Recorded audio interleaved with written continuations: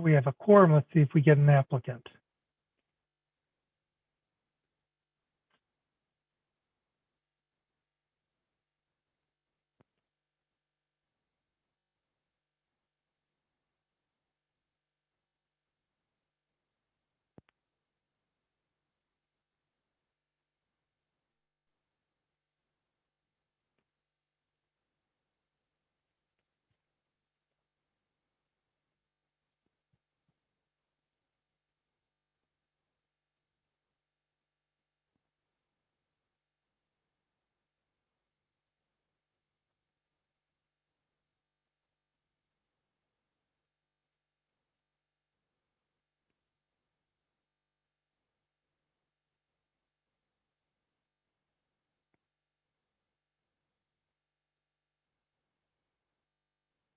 Assume you all got the message that we're not dealing with the Indianola one today.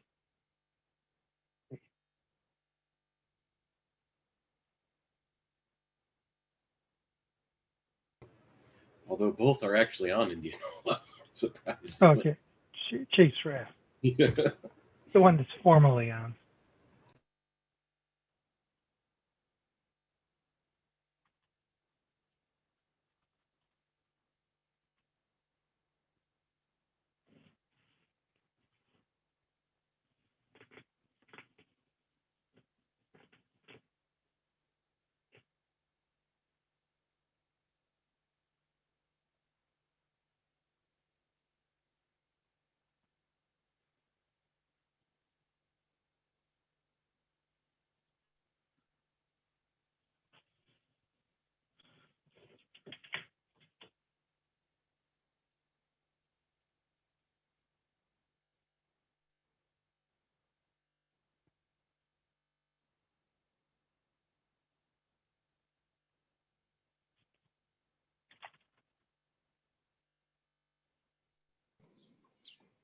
Two people in the waiting room.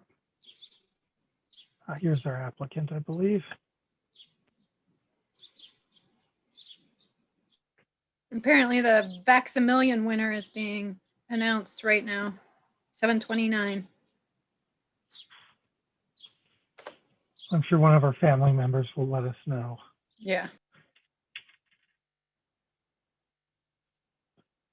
Just when we get 7:30, I'll call to order since we have a quorum.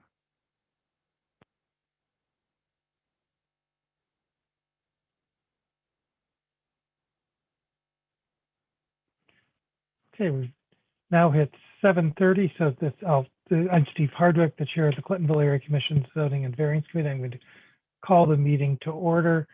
Just to take a note of all who's here. One thing that the commission suggested that I do when I submit proposed bylaw changes is to include the role of secretary for our committee. Okay, well, the next, let's see, make sure I get everyone here. Sharon Gross, Andrew Mills. Okay. First thing on the agenda is consider previous meetings minutes. Does anyone have any changes? And if not, do I have a motion? Motion second. All in favor, raise your hand. Okay, approved 6-0.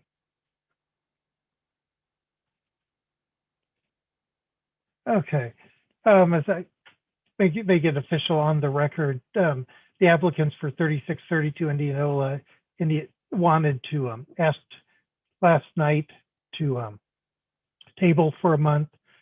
I guess we should probably do, since it's on the agenda, do a formal motion on that. But they got additional comments from the city that they want, and they wanted time to. They didn't want to rush in a whole bunch, a different set of variances to us at the last minute, and they wanted time to get their ducks in a row before they came before the committee and the commission, which I appreciate. Do I have a motion to table? Okay. Second, this is Kelly. Diane made the motion. Kelly second. All in favor? Okay, approved 6-0.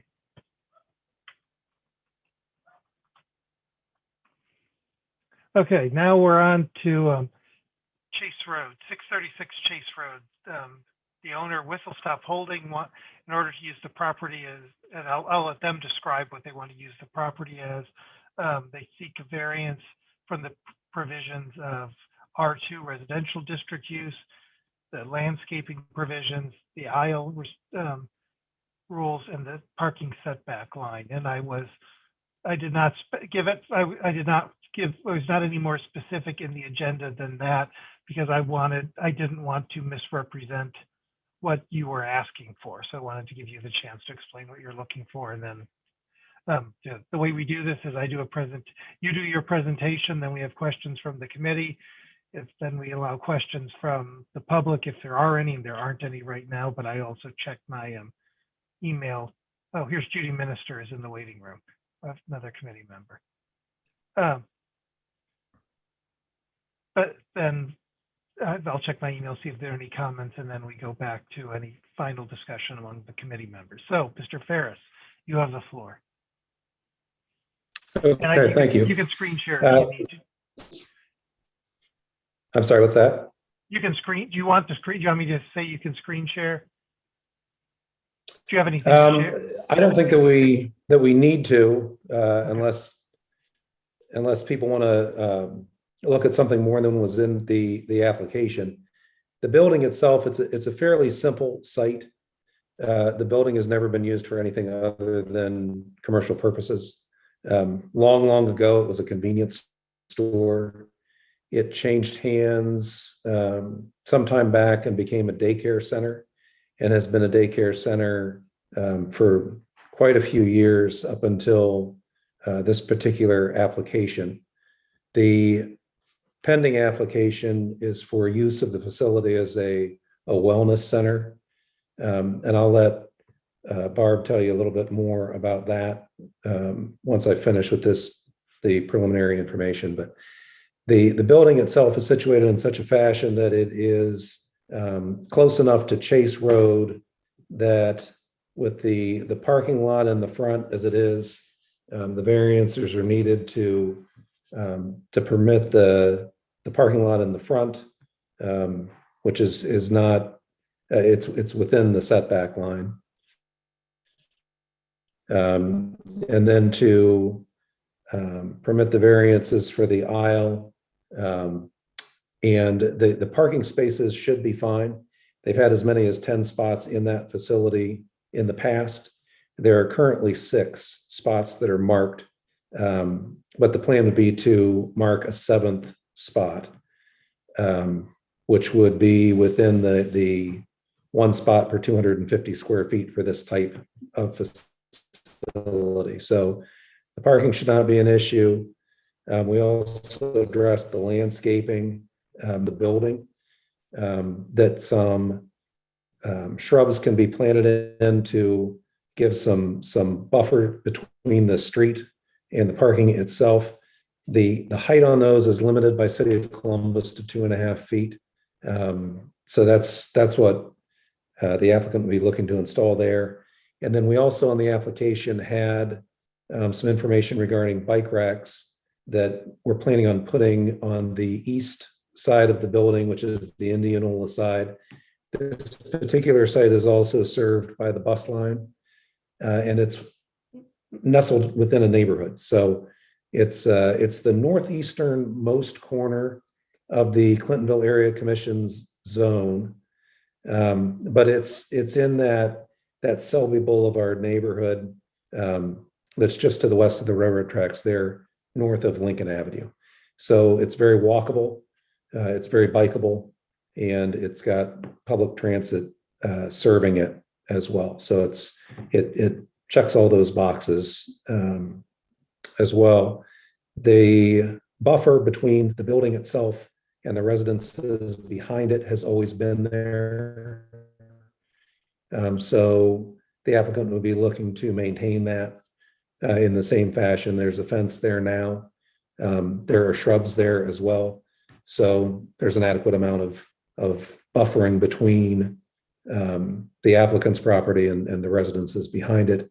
In addition, I know that she's spoken with some of the residences that are immediately adjacent to the property and has not encountered any opposition from them either. So if anybody has any questions about that, I'm sure she can speak to that as well.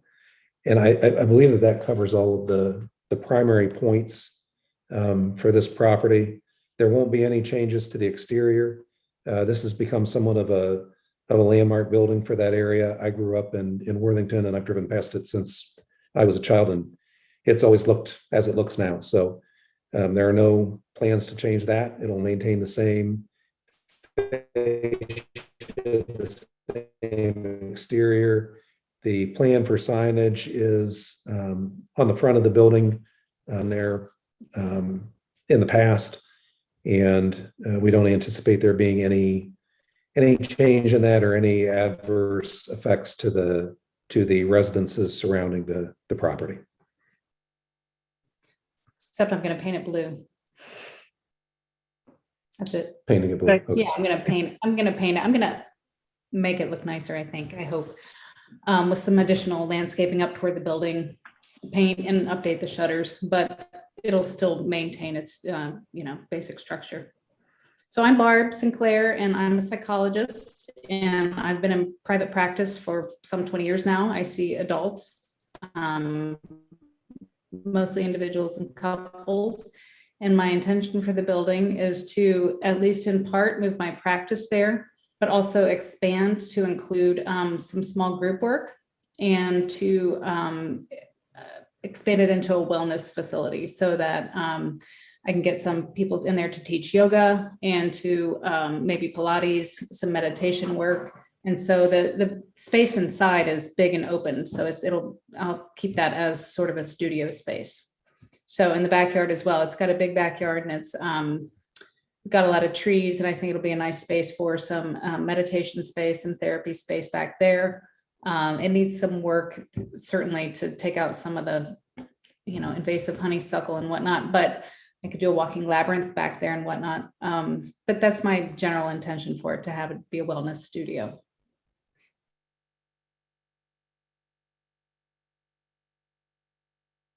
That's it. Let me unmute myself here. Okay. Thank you. I want to make sure I understand exactly what these are for. When you seek a variance for the R2 residential use, it's to remit the uses that you listed in there as a studio for individual health, wellness, learning. That's what the use variance is for. Yes. Okay. And let's see, and the landscape, what is the rule that it currently is for landscaping, and how are you changing that? Well, it depends on which portion of the property you're talking about.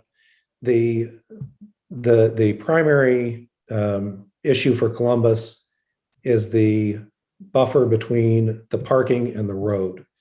And so Columbus is concerned, because it's on a corner, they require that site triangle to be no taller than 2.5 feet.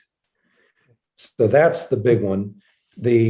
In terms of the landscaping in the backyard, that's been there, and the only change that would be proposed there is some honeysuckle that's growing back there that's somewhat unruly, and it's invasive, and not something that we'd be looking to keep on the premises. So from a landscaping perspective, the intent back there would be to clean things up, to plant some native species that are going to do well, and continue to maintain the same buffer between the building and the residences, just with a nicer planting, something better. And do you need a variance for the buffer between you and the residents? Is that just No. something you're- Okay, so that's not part of.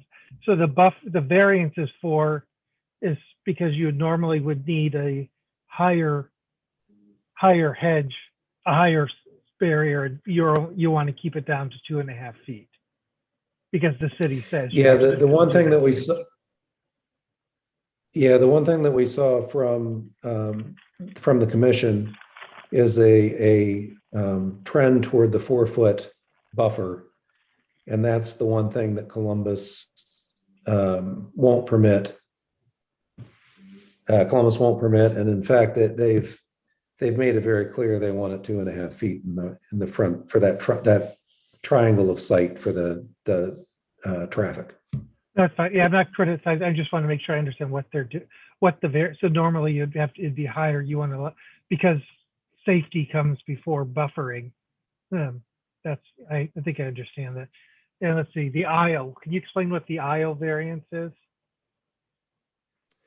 Yeah, it's actually 2 feet that we're talking about. The parking is at a 90-degree angle to the aisle. And so when you have a 90-degree angle, it's supposed to be a 20-foot aisle. There's an 18-foot aisle there. So it's operated in that fashion for years and years without any trouble. But unfortunately, it's that 2 feet that we're dealing with. I think that's more important when you're talking about two-way traffic that's, fairly constant and significant. This would not be that. This is a small lot. There are 2 points of ingress and egress. And so the thought is cars could easily navigate that even with the 18 feet instead of the 20. Okay, like this. Okay, and the last one was the parking setback line. Is there a change in the parking setback? And I know there's no change in the parking arrangement, but what's the variance? Yeah, I'm sorry. Maybe I should have stated at the beginning, there's no construction plan for this site other than appearance improvements, aesthetics, that sort of thing. The parking lot is less than 10 feet back from the road right of way. And so the way that it is set up and has always been set up is there's a small tree lawn, then there's a sidewalk, and then the parking lot begins right on the side of the sidewalk. And so it's within that 10-foot area. But again, it's still easily navigated. There's a very large driveway, a big curb cut. Do you know what so the requirement is 10 feet, and do you know what you're pulling it down to? I'd have to check to be sure, but I believe it's 8 feet. Okay, I'll put I eight. know I'll it's put question marks. Okay. My guess is you're going to get that question at the commission next week, so it probably would be good to have that. I know what you're doing is you're just conforming it to the way it is, because it's right now currently it's a non-conforming lot that's grandfathered. And thanks to your good work, you've just triggered the zoning codes because you want to improve the place. And so you need variances to keep it the way it is. I'm just trying to make sure I understand what those variances are so that when your case goes to the commission, the commissioners don't cross-examine you like I've just done. So that's part of our job is to take care of the details so that they get them all straightened out. So the parking setback is a reduction from 10 to 8-ish feet, but you're not committing on the 8 feet because you haven't measured it. You don't know that off the top of your head. We'll get it measured. Okay. Thanks. That's because that's the normal way we see these. That BZA might want that specifics too. I don't know. Or this is council. Okay. Not BZA. Okay, now questions from the committee. Okay, Diane.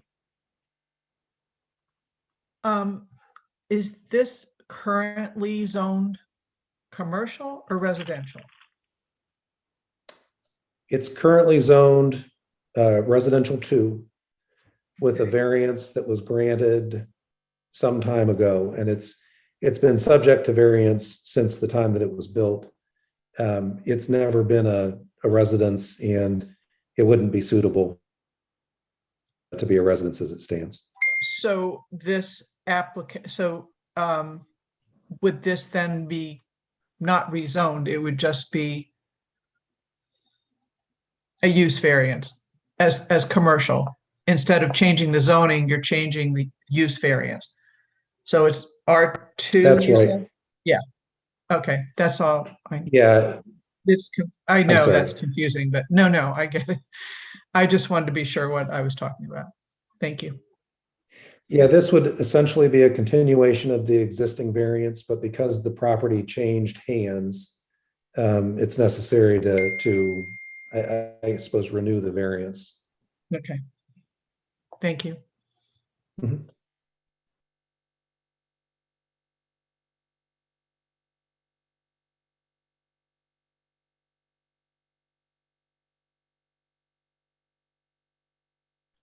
Any other questions from the committee? Okay, I'm going to check my email just to make sure. I've never had, ever since we've done doing these by Zoom, I've never had an email question come during the meeting, but the city attorney's office told us to check, so I'm checking. Okay, if there are no other questions, do I have a motion? Diane, do you have the motion? Use the motion to approve? And Kelly said it the second. Okay. Any discussion on the motion? Okay. All in favor, raise your hand or say, Judy, if you want to say aye, aye or nay. Aye. Okay. So that's approved 8-0. Yeah. Approved 8-0.